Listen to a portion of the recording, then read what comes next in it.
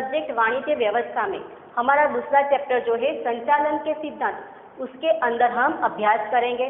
संचालन के सिद्धांत का जो अर्थ है, जैसे कि आप समझ सकते हो, कोई भी कार्य करने के लिए हमें क्या करना पड़ता है, प्लानिंग करना पड़ता है। युद्ध हो तो क्या करना पड़ता है, व्यूह रचना का हमें तैयारी करनी पड़ेगी।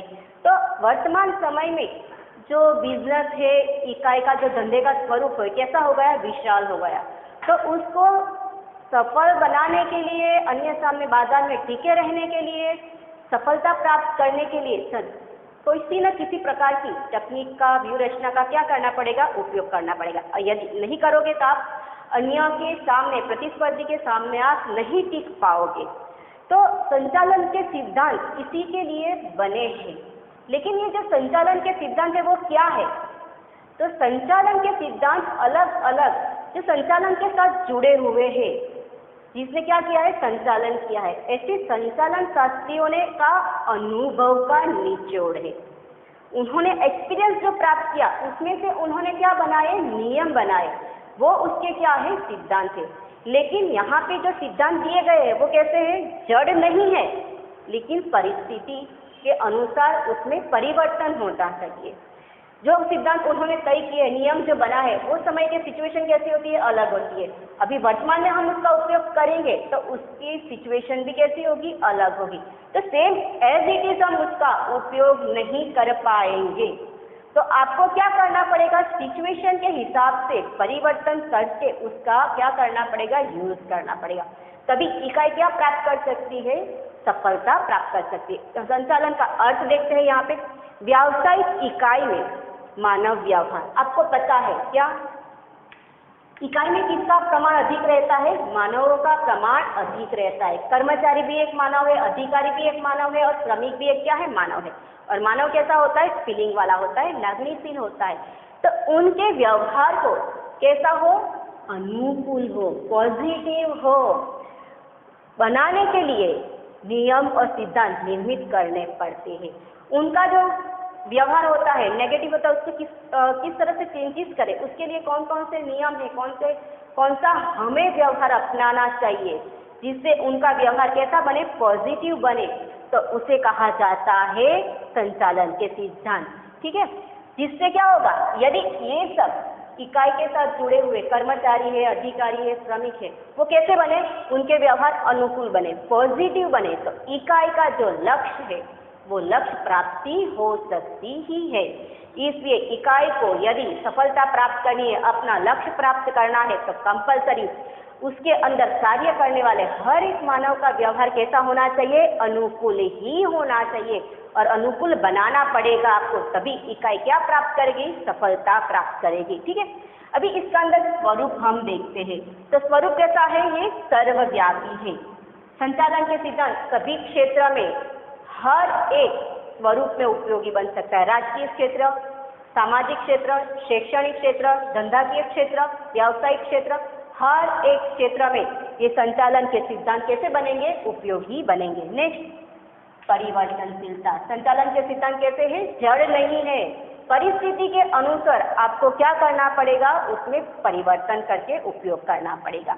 नेक्स्ट, ये सामान्य मार्गदर्शक है, सिर्फ आपको क्या करता है, वो गाइड करता है, लेकिन सही से उपयोग करने का काम किसका है, आपको है। लेकिन एक अपने आप कुछ भी जैसे शुरुआत होती है, तब हमें कुछ भी नहीं पता तो निर्णय लेने में हमें क्या होता है, मुश्किल ही होती है, प्रॉब्लम होता है। लेकिन किसी ने गाइड दिया, गाइड किया आपको, तो वो निर्णय कैसे ले पाओगे आप, सरलता से। ठीक है, जब जैसे कि आप समझ लो 11th में जब सब्जेक्ट नए होते तो हमें समझना कैसा हो जाता है, मुश्किल हो जाता है। लेकिन जब टीचर गाइड करते, आपको पढ़ाते, तो वो सब्जेक्ट कैसा बन जाता है, इजी बन जाता है। क्यों, क्योंकि वो आपको क्या किया गया, मार्गदर्शन दिया गया। तो ये संचालन के जो सिद्धांत है वो क्या बनते हैं, आपके मार्गदर्शक बनते हैं। नेक्स्ट, मानव व्यवहार। ये जो सिद्धांत है इसमें मानव व्यवहार को ध्यान में रखना पड़ेगा। कर्मचारी क्या सोचता है, उसकी क्या प्रॉब्लम्स है, वो प्रॉब्लम्स को किस तरह से सॉर्ट आउट करेंगे, तो वो संचालन के सिद्धांत में इसके लिए उपयोगी बनते हैं। फिर आकस्मिकता। हर ऐसा नहीं है कि आज से 10 साल पहले कोई प्रॉब्लम समस्या क्रिएट हुई हो, वो ये अभी भी हो, लेकिन समस्या कभी भी कोई भी आ सकती है, उसका स्वरूप कैसा होता है, अलग अलग होता है। तो वो समय में संचालन के सिद्धांत कैसे बनते हैं, उपयोगी बनते हैं। यहाँ पे ये आपके कितने टॉपिक हुए, 5 टॉपिक हुए। यहाँ पे आगे हमें देखना है संचालन के सिद्धांत का महत्व क्या है। यहाँ पे ये क्वेश्चन पूछा गया है आपको 2018 में पूछा गया, सेक्शन डी में, मतलब कि 3 मार्क्स के। आपके लिए ये क्वेश्चन कैसा है, आईएनसी है, कैसा है, आईएनसी है, ठीक है। फर्स्ट, संचालकीय कार्यक्षमता में वृद्धि। संचालकीय जो सिद्धांत है वो निर्णय लेने में उपयोगी बनता है। और निर्णय कौन लेता है, उच्च स्तर। कौन सा स्तर लेता है, उच्च स्तर। उच्च स्तर में किसका समावेश होता है, board of director, CEO, MD, GM, ये सबका क्या होता है, समावेश होता है। तो उसको क्या कहेंगे हम, संचालक।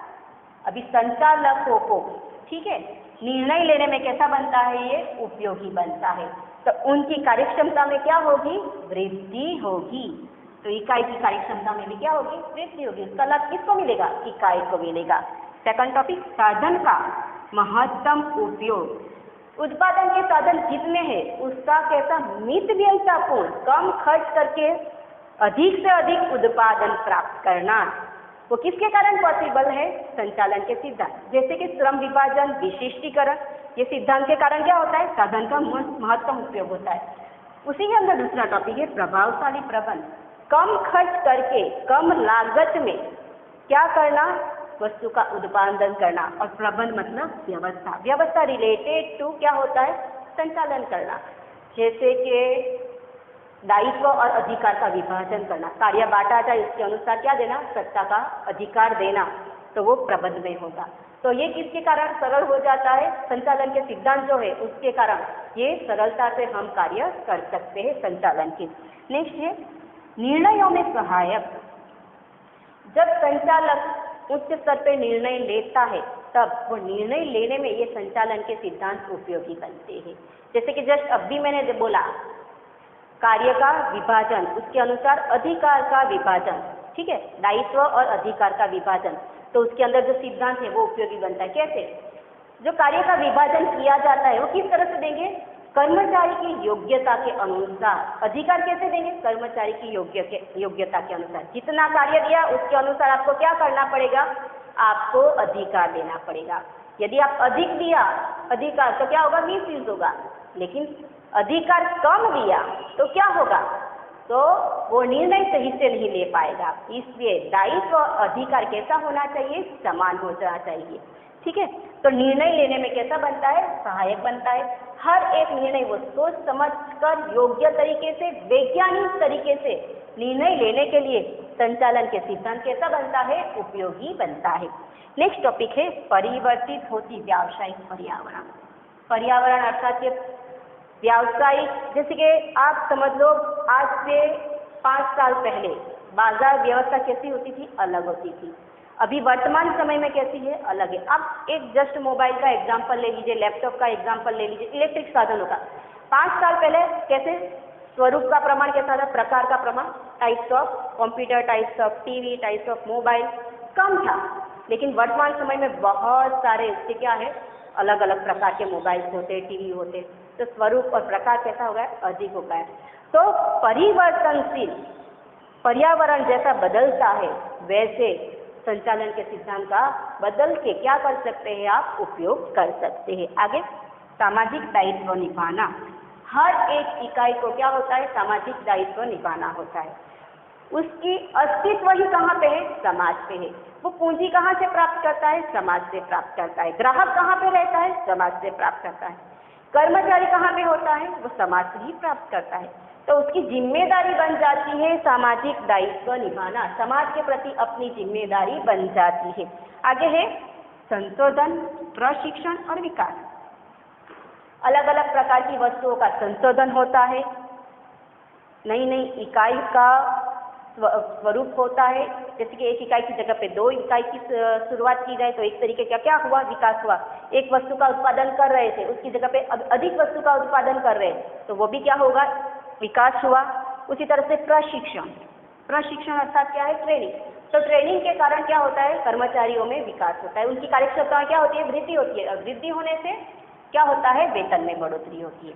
तो ये एक लाभ बन जाता है। ठीक है, तो यहाँ पे हमने क्या देखा है, संचालक के सिद्धांत का महत्व, ये क्वेश्चन पूछा गया था 2018 डी सेक्शन में।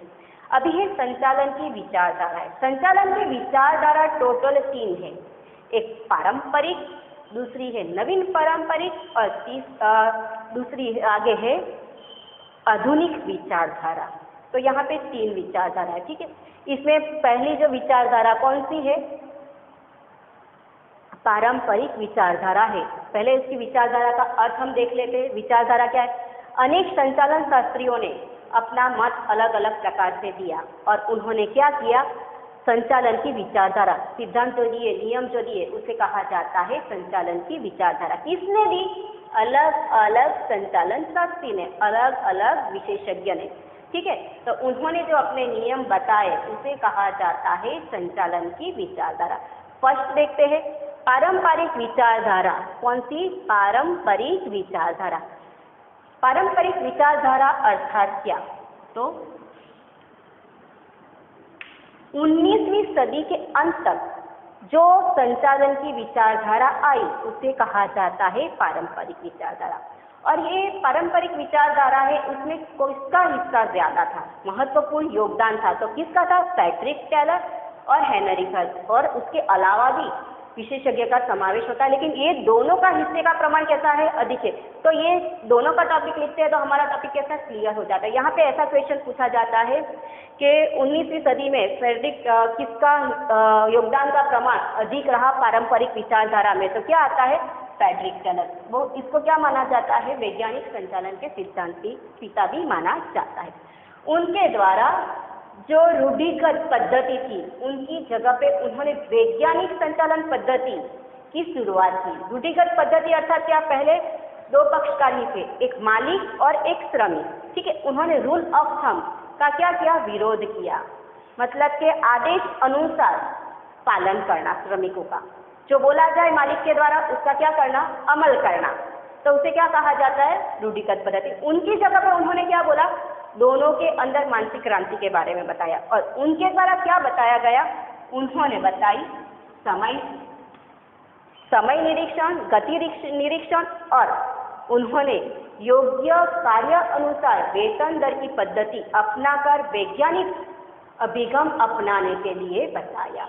और हेनरी फॉल ने क्या किया, दूसरे थे हेनरी फॉल, उन्होंने इकाई के जो कार्य होते हैं वो कार्यों को क्या किया, स्तरों में बांट दिया, उच्च स्तर, मध्यस्थ स्तर, निम्न स्तर, इस तरह से जैसे बांट दिया, और उनके अनुसार क्या किया, कार्य का विभाजन अपनाने के लिए बोला।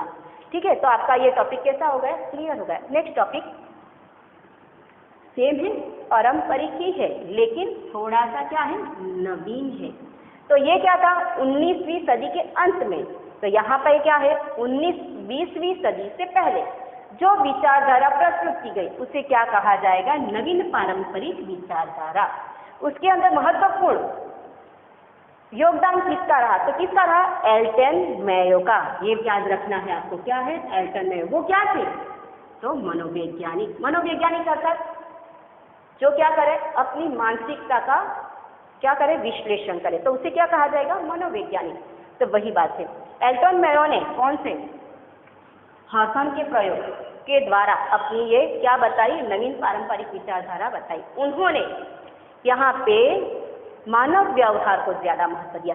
यहाँ पे जो पारंपरिक विचारधारा था ना, उसके अंदर क्या किया गया, कार्य अनुसार वेतन देने के लिए बोला गया, मतलब कि सिर्फ आर्थिक बात का ध्यान में रख, व्यवहार, आर्थिक बातों का अध्ययन किया गया था, जबकि मानव व्यवहार को क्या किया गया था, निग्लेक्ट किया गया था।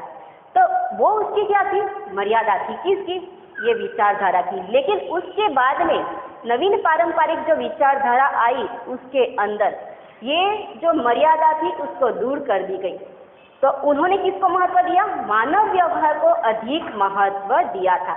लेकिन मानव व्यवहार का महत्व तो दे दिया, लेकिन उसके साथ मर्यादा ये आई कि उन्होंने आर्थिक जो व्यवहार था, जो आर्थिक बात थी, उसको क्या किया गया था, निग्लेक्ट किया गया था। ठीक है, तो देखिए मानव व्यवहार को क्या किया गया, अधिक महत्व दिया गया। कर्मचारी को, श्रमिक को थकावट का प्रमाण कैसा होता है, किस तरह से कम किया जाता है, सामूहिक व्यवहार कैसा होना चाहिए, ये सब बातों का उसके अंदर अध्ययन किया गया। यहाँ पे आपका क्वेश्चन आता है कि व्यवहार संबंधी जो विचारधारा है उसमें इसी के अंदर का टॉपिक है कौन सी बातों का समावेश हुआ। तो यहाँ पे ये क्वेश्चन पूछा गया था 2020 बी सेक्शन में पूछा गया था। व्यवहार संबंधी विचारधारा में मानव संबंध का मतलब मानव संबंध कैसे होने चाहिए, किस तरह से अच्छे बनाने चाहिए वो बताया गया। किस तरह से अभिप्रेरणा के द्वारा अधिकारी के द्वारा अपने अधीनस्थ को क्या दिया जाए, अभिप्रेरणा। तो वो दोनों के संबंध कैसे बनेंगे, अच्छे बनेंगे।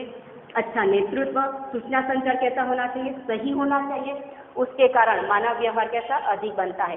तो पहली जो विचारधारा थी उसमें मर्यादा क्या थे, मानव व्यवहार को ध्यान में लिया ही नहीं गया था। जबकि दूसरी में आर्थिक बातों को क्या किया गया था, अवगणना की गई थी। तो ये दोनों जो मर्यादा है वो थर्ड जो विचारधारा है आधुनिक विचारधारा उसके अंदर कैसा सॉल्व किया गया। उसकी शुरुआत कब हुई, 1960 से। उसके बाद ये विचारधारा आई थी। ठीक है, इसके अंदर हर एक बातों का समावेश किया गया। मनोवैज्ञानिक, देखिए इसके अंदर मनोवैज्ञानिक, समाजशास्त्र, आंकड़ा शास्त्र, गणित शास्त्र और टेक्नोलॉजी के द्वारा क्या किया जाता है, किसका समावेश होता है आधुनिक विचारधारा में, ये क्वेश्चन पूछा जाता है। ये वर्ड आपको लिखने हैं। किसके द्वारा शुरुआत की गई, इसमें किसका योगदान रहा, तो पीटर एफ ड्रकर का और C.K. प्रहलाद का। तो यहाँ पे हमने अभ्यास किया कि संचालन के सिद्धांत कौन से हैं, उसके लक्षण, उसका महत्व देखा और यहाँ पे जो विचारधारा है वो विचारधारा हमने क्या की, प्रस्तुत की। उसके अंदर फर्स्ट पारंपरिक विचारधारा, नेक्स्ट नवीन विचारधारा और आधुनिक विचारधारा। ठीक है, तो यहाँ पे ये हमारा टॉपिक कैसा हो रहा है, क्लियर हो रहा है। यदि आपको ये